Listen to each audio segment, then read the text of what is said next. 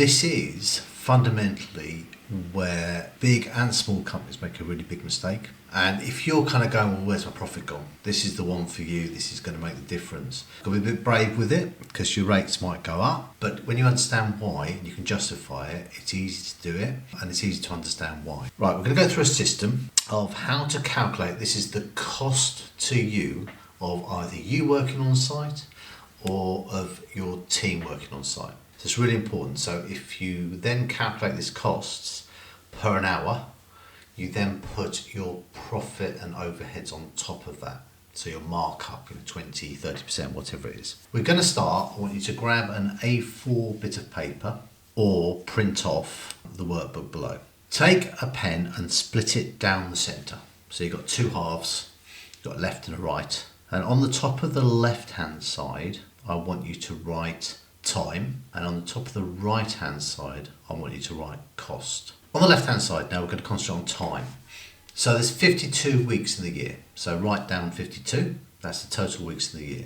Statutory holiday is 28 days, so let's call it 6 weeks. So that's including bank holidays and everything, so we'll call it 6 weeks. So that is 52 weeks minus 6 weeks. To my calculations that leaves 46 weeks. So you take that 46 weeks and times it by 5, which is the number of days that you're going to work. And then you take the answer to that and times it by the number of hours that someone is actually working on site. So you take off the breaks, you take off the travel, it's the number of hours they're actually working on site. So on the other side, on the right hand side of the paper, we're now going to look at the costs. So we're talking about annual costs. So first thing is salary.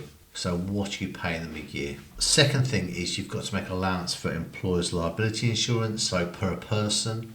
Then you've got national insurance contribution, which I think is about 13%. You've got your pension contribution, and you've also got your van. So if someone's driving a van, then how much that van costs you every month. So if you're hiring it, leasing it. If you're not, if you've bought it outright, then you work out how much it would cost you to replace after, say, 3 years. So you kind of add some kind of figure in there. That's called depreciation. So after 3 years, what's the van worth?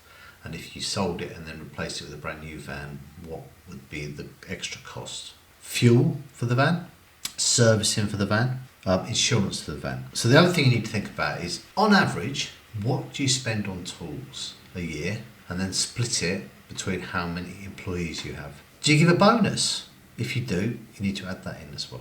What we should be building up here is an annual cost.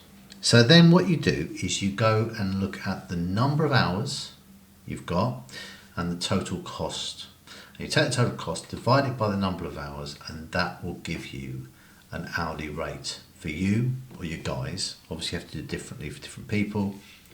And that is what it costs you. Fundamentally, I've worked with companies up to about 4 million who have got this wrong. They think they're making 30% on labour, they're actually making 2%. That is really kind of knocking their profit. And I would say this is one of the main areas where people get wrong and where your profit disappears to. You've got to remember that in the industry, something like 70-80% of companies go bust in the first 5 years. So don't worry about what everyone else is charging. You charge associated to your cost. So hopefully that's given you a really clear idea. It'd be great to see your costs in the Facebook group, and how you've calculated them, and put them up. We can do a comparison around the country, what your cost is of employing someone. I'll see you on the next unit.